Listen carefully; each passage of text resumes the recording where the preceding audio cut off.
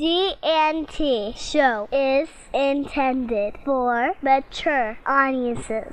Parental discretion is advised. Live long and prosper, bitches. Shall we just start right off the bat with a Las Vegas update?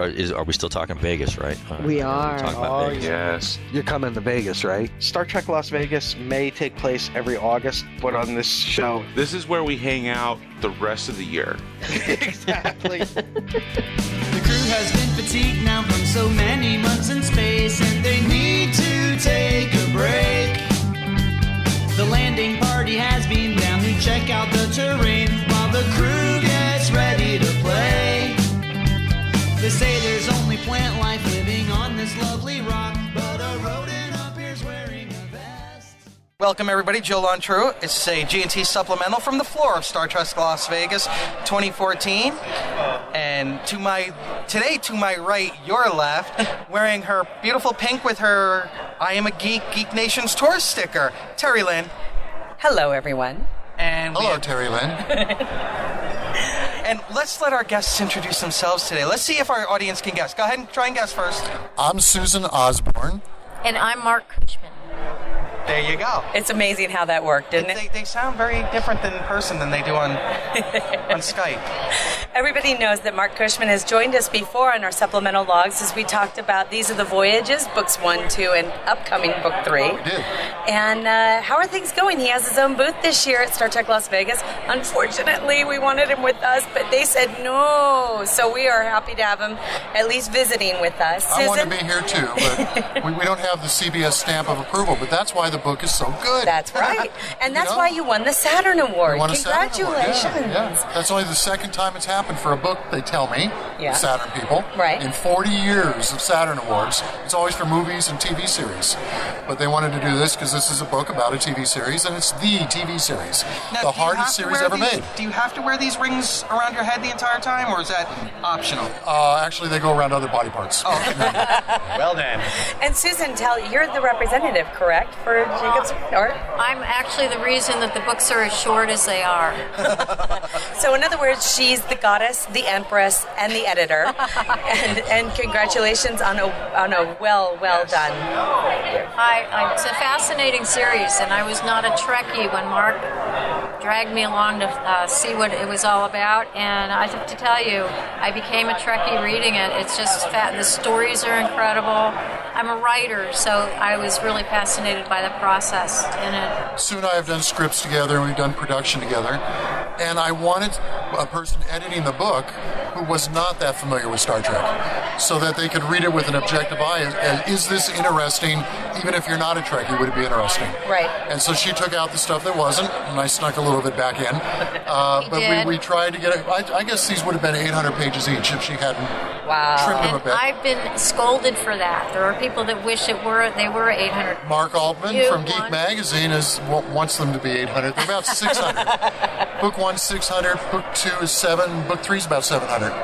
Because, season 3, there's more to write about. Right. More going wrong. It's really the most interesting read for me. Was it for you? It was really, yes. I'm still going through it again. I was going to say, so you're now, where are we in the process with book 3? It should be out right around the beginning of November. Oh, great. That's wonderful news. That's much sooner than we had. Yeah. We were crossing our fingers it would be out before the end of the year. I didn't realize it was going to be out so soon. That's great. I'm done with it. She's gone through her second pass, and then we just have to have the proofers. I'm putting in all the pictures now that Mr. Gerald Gurin has been giving me, and amazing. We have about 300 images in book 3. Wow. Wow. Well, you know why? Is because at that point, Roddenberry realized he could be selling these clips through Lincoln Enterprises, so they quit throwing things away.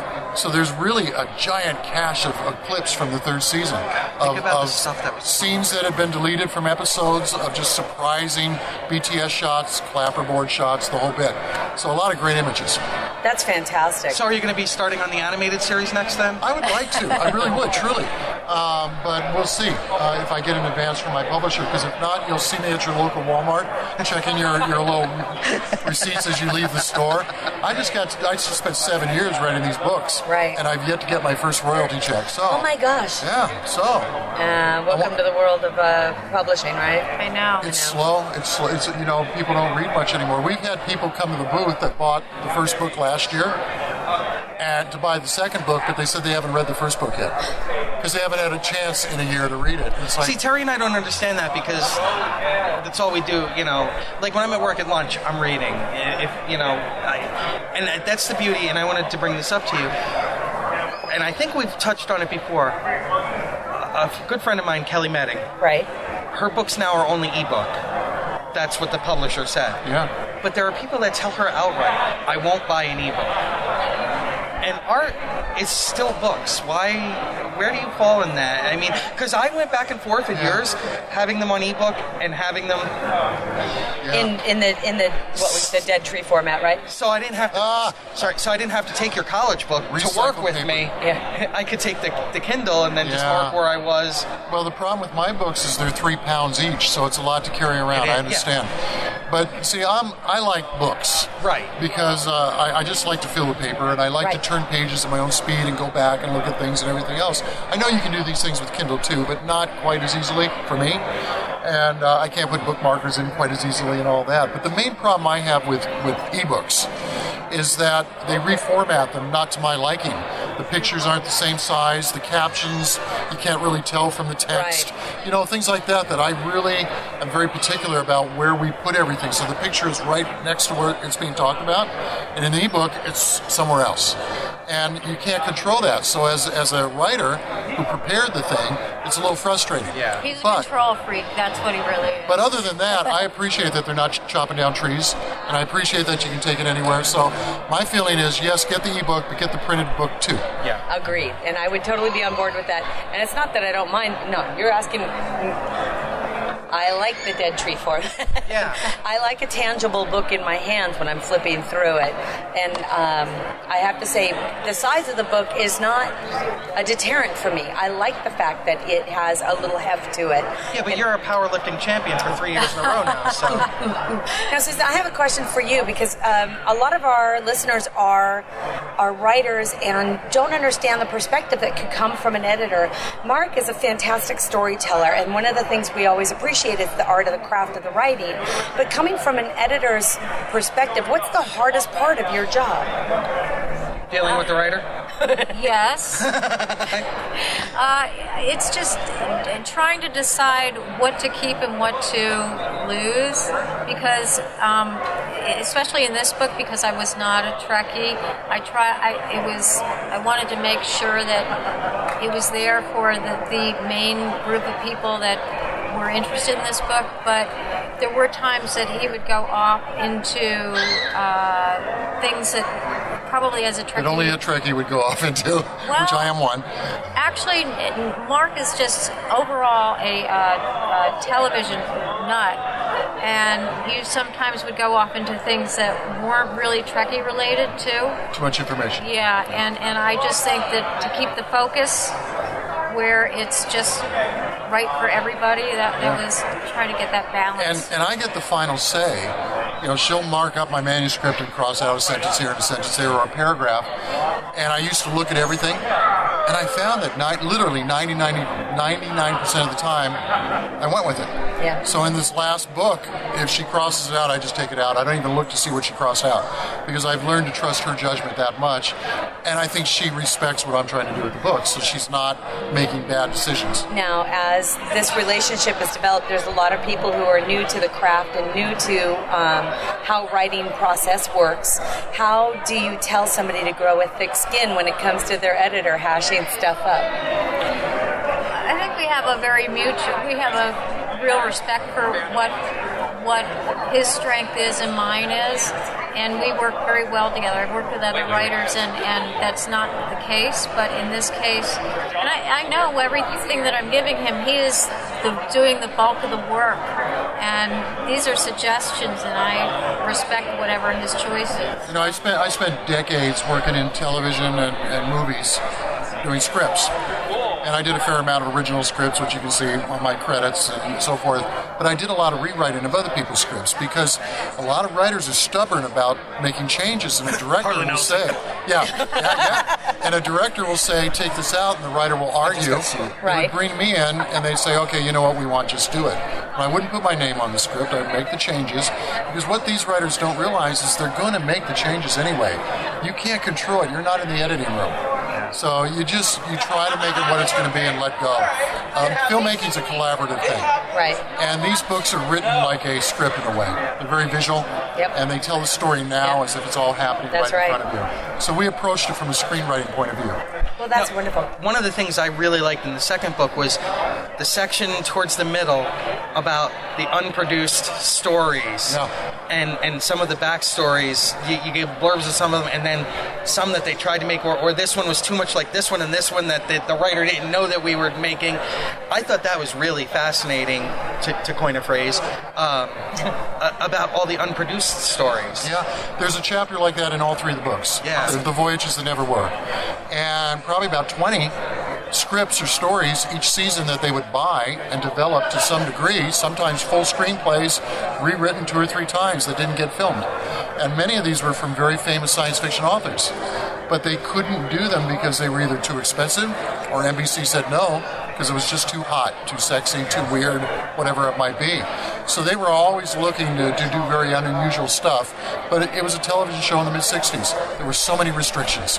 Now, do you think writers today, like science fiction writers today, have a better grasp on the television and screenwriting than they did in the 60s for Star Trek? Yeah. You got to understand, and these books are like a time machine, as you know, would take you back, which is why Sue said she sometimes had to cut things out because I'd get a little too much into what's going on around Star Trek, and she'd say, let's keep it right here.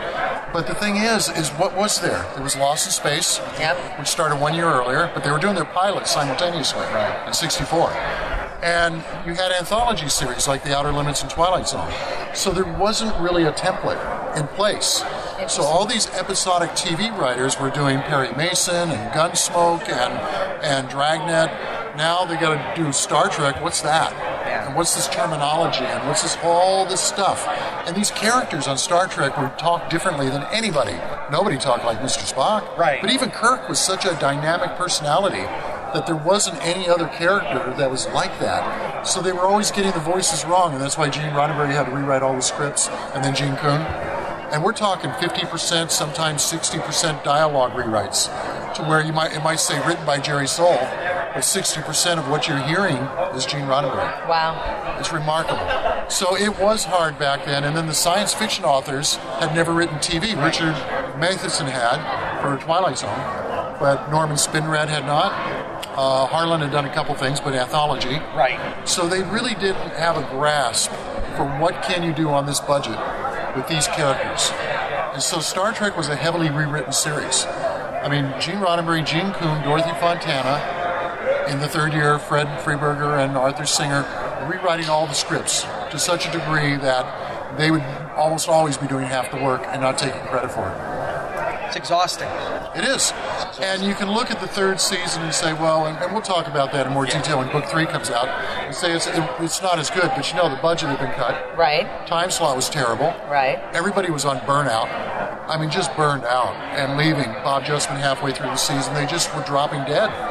And Fred Friedberger and Arthur Singer had to do fast catch-up. And by the end of the season, they have those voices pretty correct. If you look at the first drafts and then you look at what they've done, they brought it into the realm of Star Trek. It may not have shined as well as the first 2 years, but it still sounded like Kirk, it sounded like Spock. And these guys had to do one every 7 days. Wow. You got to give them a little credit for that. So as much as like we complain about now series will run maybe 8 episodes and then have a couple of month break and then another 8 episodes. But does that also help, do you think, now for the writers and the producers and the directors? Oh, yeah. Now you get to spend twice as much time writing and usually an 8-9 day production schedule instead of 6 to 7. Right. The pace was just killer back then. And also, you got to understand that the first season was supposed to be 30 episodes. They had a 30th episode ready, and NBC cut it back to 29. Second season, they had 28 episodes ready. They cut it back to 26. Third season, they had 26 ready. They cut it back to 24. Those 2 that got cut on the third season, one was from Theodore Sturgeon. Wow. And Shatner was going to direct it. And the other one wow. Yeah, so they were rewriting even when it stopped being produced. There was leftover so amazing. scripts. I didn't even know that. I love Would sitting that down have been and the talking first with you. television that Shatner produced? Yep. The first screen? He was going to direct the last episode of the third season because that way he could work with the editor afterwards and not have to be on stage. He was going to have to pre-produce it while he was acting, but then he could post-produce after all the shooting was done. And he was heartbroken. He didn't know until halfway into Turnabout Intruder that it wasn't going to happen. Halfway into Turnabout Intruder, Eddie Milkus came on the stage and said, "We just got the phone call. They've cut the last 2 episodes. They were ready to go." You know? I love for the pure scenery chewing Turnabout Intruder, so I'm so looking forward to reading about that one. Because it's my favorite of the 3 books, and I think you too, right, Cindy? Because it was the most difficult season. They were up against the worst situations you can possibly imagine. Everybody was tired, as I said before, but they knew the quality was coming down. Right. It's still good. I mean, Bob Justin said, I love them all, even Spock's brain. And I do too. But I'll admit that the third season has some clunkers, But it also has some shining lights. Absolutely.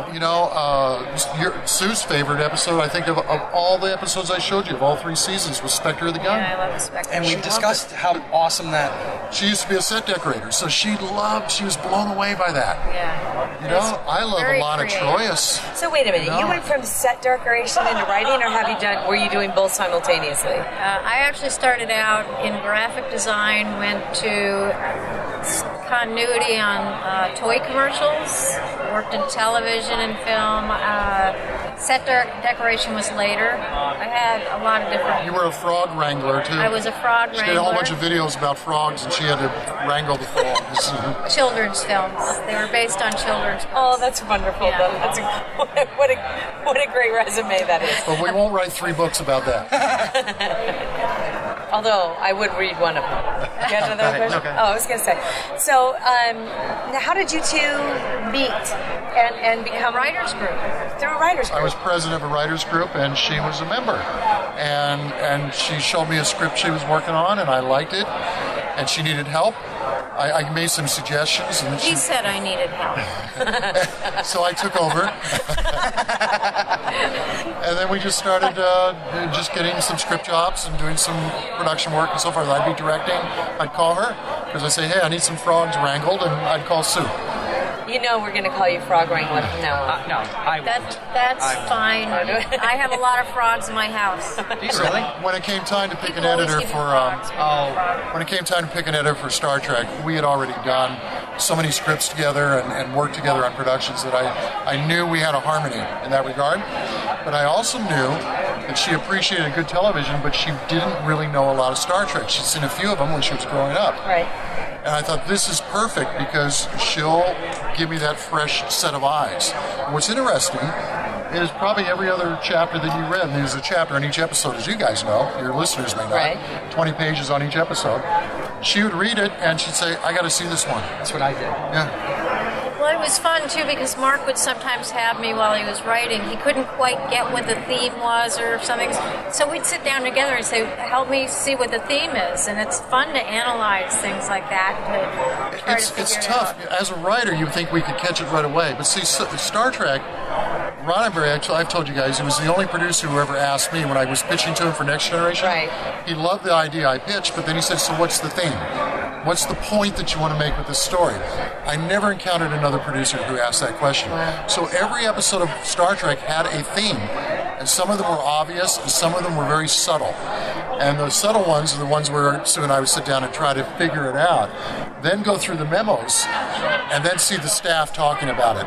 And sometimes you'd see a memo from Dorothy Fontana to Gene Roddenberry on Cat's Paws saying, "I like the script, lots of action, lots of shtick, but what's the theme to this?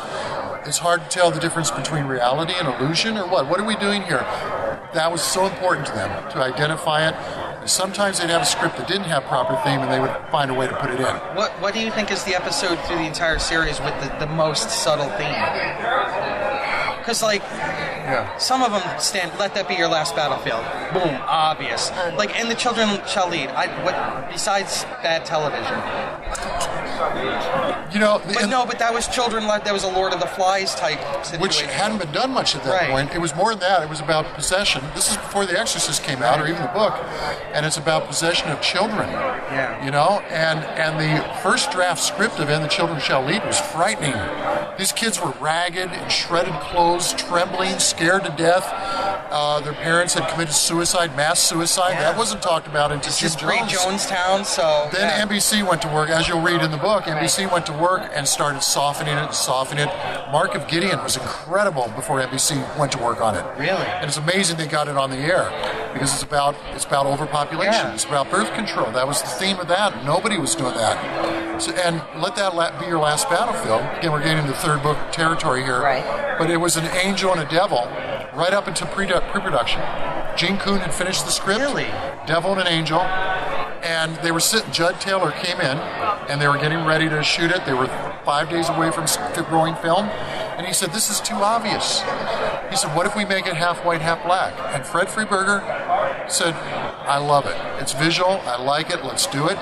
Now, we can say it's too over the top, but I got to tell you, in my entire life, one of my favorite lines out of any TV show is, are you blind? Yeah. He's black on the right side. All of his people are black on the right side. I love that line. Well, that happened to be the one episode that I would have to say is my first Star Trek episode. I remember watching it first run when I was 4 years old, sitting on my uncle's lap. And I remember and that's my Star Trek story, and that is that I was sitting on my uncle's lap. He had just come home from Vietnam after receiving a Medal of Honor and a Silver Star. So he had shrapnel wounds all over his face. So I was sitting on his lap, we were watching the show, and I remember turning to him and saying, well, wait a minute, why is he so mean to him? And I understood. And so for a 4-year-old child, that was a huge lesson to learn, and it was so obvious to me. Yeah. Of course, to me it was so obvious, like, how could they be so mean to each other? And I'll never forget, my uncle says, he goes, you got it, you got the point of the show. And I was like, thank you. And it was still to this day one of my favorite memories. So it might have been a moral that was beating an adult's head with a brick, but for a 4-year-old child, it was stunning. But my take on it too is you could say it's a little absurd that somebody be half white, half black, and be prejudiced in that way. But racial bigotry is absurd. Right. So why not say it that way? Right. It's brilliant. Now to answer your question, what was the most subtle? Well, Cat's Paw was very subtle. Yeah. Trouble with Tribbles was very subtle. Sometimes the most harmless looking things can be the most dangerous. And don't eat too much. But for me, maybe Friday's Child. What do you think the theme of Friday's Child was? And all you at home, think about this. And Sue, do the Jeopardy theme song. You used to work on Jeopardy, right? No, Dance Fever. That's Lee Merriweather. What would it be? Oh, I was just remembering. What did you say? I'm saying to her about Lee Merriweather. Well, she was in That Which Survives. Friday's Child is Julie Newmar. Julie Newmar. Pregnant. Remember, she slaps McCoy and he slaps her back? Oh my goodness, and Michael Dan as Mom. Yeah. No. You want to know? Yeah. Well, it's a common theme in Star Trek, but it's the theme of self-sacrifice. Think about this. This is a culture that doesn't have any regard of personal identity. It's all warrior-based. She doesn't even have respect for the baby she's carrying. Right. Kirk and McCoy want to save the unborn child and the mother, and they're willing to risk their lives to do it. She resists for a long time, but she learns from them. She learns from McCoy. So when she knocks McCoy on the head and goes down and tells the people, I killed them all while they slept, and I killed the baby, now do what you want with me. Now she's willing to give her life for them. And then the big surprise is Mob gives his life for all of them. Each one learns from the other. And then we kids watching that in 1967, I was probably 10, watching that at home without even realizing it because it was so subtle, are learning something about giving to others and putting somebody else's welfare above your own. And that's the beauty of Star Trek. Now, do you know that the impact, because we talk about the novels all the time, the current chief of Starfleet in the novels is Admiral Leonard James Eckhart. And he's one of my favorite characters. He's the chief of Starfleet. He's at this the chief point. of Starfleet. And he's a man of very few words, like his father. You know the whole bit. Very few words. Looks like his father on the cover. They use that. Appropriately terrifying as an admiral for those who are of lower rank. And when he goes in to like meet Picard or something, Picard's never uptight. When Admiral Eckhart comes in, Picard stiffens. Just because he's the only one of his people in Starfleet, and he's risen all the way to the top. So yeah, that episode still echoes through the books. Nice. This is what I like about this new fan series, Star Trek Continues. Yes, and we're so excited. Yep. Is that they've been doing sequels. Yes. I loved what they did with the Michael Forrest character. Isn't that wonderful? Apollo. They took that story and took it to the whole next level, and it was very satisfying. And the ending was so touching. Perfect. Yes, And it was. what about the new one, Fairest of Them All? I mean, come on. Blew our minds. Is that just the perfect follow-up to Mir Mir? It truly is. When I got done reading it, I tweeted, and my first 3 words were "shut the fuck up," because it was just so good. It was really. And I even tweeted. I think I posted. I was like, "Shut up!" I still stammer be at the screening because it was so good. Oh yeah, we'll be there. we have to. We have to. We have to. Command. Like you have to twist our arms to go, right? I don't want to see have to go Kipling. soon. We got to get there. We got to somehow. We've been up since 4:30 this morning, and this thing's at midnight. Yeah. I don't know how we're going to do it, but we got to. It's going to be tough. Vic, you can tell Vic is such a fan. Vic Yes. Mignogna. And everybody involved. Yeah, and you're acting as everybody. And script how consultant. great is James Chris Doohan. Oh my God, he channels. Doesn't he? Now I'm sounding like you. Oh my God. Yeah. Shut the fuck up. We got a curse. He's channeling his dad. It's amazing. Really Even is the great. look. The voice, the mannerisms, the posture, and I think Vic is the best Kirk since Shatner. I agree. Because he's channeling Shatner. He's got the posture, kind of the swagger. But it's not a parody. No, It's Kirk. it's a love letter. It is It truly is. a tribute to him at all times. Now, you're acting as script consultant, and I hear that you're working on number 4 Yeah. already. When does it go to film? It'll either be 4 or 5 because we're doing Vic and James.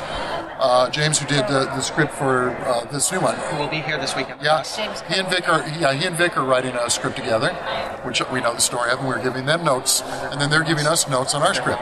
Oh. Which one goes to camera first? They'll depend on which one's finished first. So you heard it here first, folks. They're working on 2 of them simultaneously. See, if they so do another excited. thing where people can write an outline, I got to do one with the Romulans. Well, Like of course we do. a follow-up to the Enterprise incident. Yeah. Because that's crying, though, for a follow-up. It really is. You know, when I interviewed Joanne Linville for book 3, and I'm the only one who's ever got an interview from her, because I approached her and I said, I don't want to talk to you about Star Trek. I want to talk to you as an actress about how you approach this role. Right. Which had never been done before. Right. A woman, commander of a battle fleet, who's a Romulan, Yeah. who's having sex in a sense with a Vulcan. Where do you come from to play that part? And she said, okay, I'll talk to you. And she finally gave the first interview that I know of about Star Trek.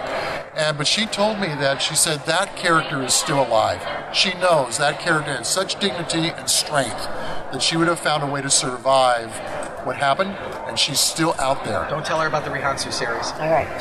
So you should maybe sit down with Joanne and pick her brain and then write your treatment. Oh, if we could get her on the show.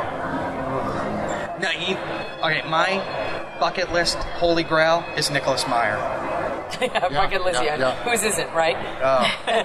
Just because 2 and 6. I know. We did it. One time we challenged each other. One time we ranked the villains from the least villainous villain to our favorite of the movie villains. We all came up. The top 3 all were pretty much the same. Yeah. But then we ranked the movies. Right. We were all over the place with each other on where we were with that. But like I was surprised how high we had Cybok on our list. I think he was the most human and tragic of them all. Because he didn't do anything out of hatred or anything. Everything he was doing really was out of a misplaced sense of his belief. He was just trying to do what he thought was right. And to me, that whole accidental Jim Jones thing almost. just struck me. So, and he was so great in the role too. I think there's a lot wrong with that movie. Yeah. But he wasn't one of them. He shined in every scene he was in, I thought. Yeah. We always try to find the good, the silver lining, right? Well, congratulations again on book 2, and looking forward to book 3 coming out, Susan. Without a doubt. Pleasure meeting you. Pleasure talking to you. And when it all comes out, if you haven't got them, the trilogy would make an amazing Christmas gift. Is that a hint to somebody now? Do I? Is that a hint to No, somebody? I already own the first 2. Well, let me do a plug. Please do. You can buy them from Amazon. You can buy them from Barnes & Noble, but you can buy them for less, autographed, with a film trim, a film clip from the late 60s, if you get them directly from the publisher at thesearethevoyagesbooks.com. Perfect. Why buy them anywhere else? And the link will be on our show notes, folks, so you can just go to thegntshow.com, see the supplemental log with our most recent interview with Susan and Marc Cushman, and not Susan Cushman, Marc Cushman and Susan Osborn. Thank you very much. I was going to say Oswald, and I go, that's not it. And then the link to thesearethevoyagesbooks.com will be there in case you get lazy. Then just say it. And thanks all. Our audience get lazy? You didn't see what Nick just did. Love you guys, and have a great week, and we'll see you at the next supplemental log. Joel Untrue. Bye, everybody. Bye.